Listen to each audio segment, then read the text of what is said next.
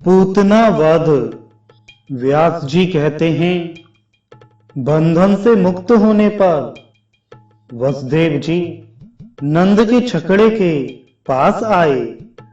नंद बड़े प्रसन्न दिखाई दिए, मुझे पुत्र हुआ है। यह सोचकर वे फूले नहीं समाते थे। वसुदेव जी ने भी कहा, बड़े सौभाग्य की बात है कि इस समय वृद्धावस्था में आपको पुत्र हुआ है। अब तो आप लोगों ने राजा का वार्षिक कर चुका दिया होगा।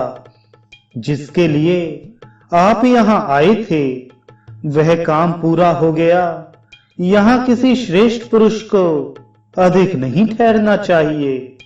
नंद जी, जब कार्य हो गया तब आप लोग क्यों यहाँ बैठे हैं?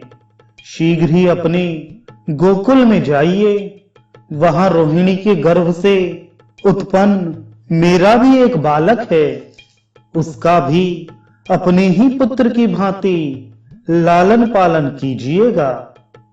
वसुदेव जी के यूं कहने पर नंद आदि गोप छकड़ों पर सामान लाद कर वहां से चल दिए। उनके गोकुल में रहते समय रात में बालकों की हत्या करने वाली पूतना आई और सोए हुए कृष्ण को लेकर अपना स्तन पिलाने लगी। पूतना रात में जिसके मुख में अपना स्तन डालती थी, उस बालक का शरीर क्षण भर में निर्जीव हो जाता था।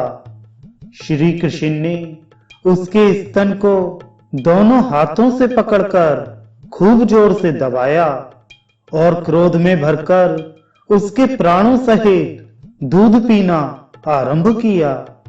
उस राक्षसी के शरीर की नस नाड़ियों के बंधन छिन्न भिन्न हो गए। वह जोर जोर से कराहती हुई पृथ्वी पर गिर पड़ी। मरते समय उसका शरीर बड़ा भयंकर हो गया। पूतना का चीत्कार सुनकर समस्त ब्रजवासी भय के मारे जाग उठे। उन्होंने आकर देखा, पूतना मरी पड़ी है और श्री कृष्ण उसकी गोद में बैठे हैं। यह देखकर माता यशोदा थर्रा उठी और श्री कृष्ण को शीघ्र ही गोदी में उठाकर गाय की पूंछ घुमाने आदि के द्वारा अपने बालक के गृह दोष को शांत किया। नंद ने भी गाय का गोबर ले श्री कृष्ण के मस्तक में लगाया और उनकी रक्षा करते हुए इस प्रकार बोले, समस्त प्राणियों की उत्पत्ति करने वाले भगवान श्री हरि, जिनके नाभि कमल से संपूर्ण जगत उत्पन्न हुआ है, तुम्हारी रक्षा करें। जिनकी दाढ़ के अग्रभाग पर रखी हुई यह पृथ्वी संपूर्ण जगत को धारण करती है, वे वराह रूपधारी केशव तुम्हारी रक्षा करें।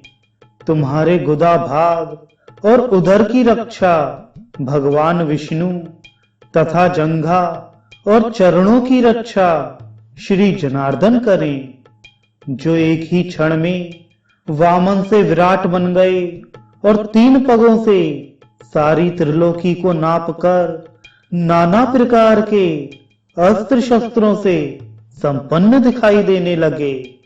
वे भगवान वामन तुम्हारी सदा रक्षा करें।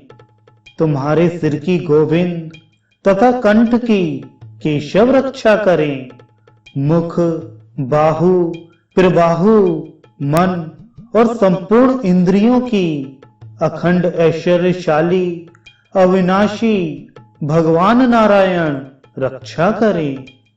भगवान वैकुंठ दिशाओं में, मधुसूदन विदिशाओं में, ऋषिकेश आकाश में और पृथ्वी को धारण करने वाले भगवान अनंत पृथ्वी पर तुम्हारी रक्षा करें।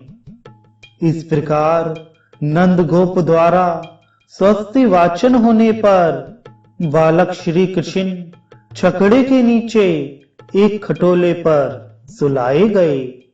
गोपों को मरी हुई पूतना का विशाल शरीर देखकर अत्यंत भय और आश्चर्य हुआ।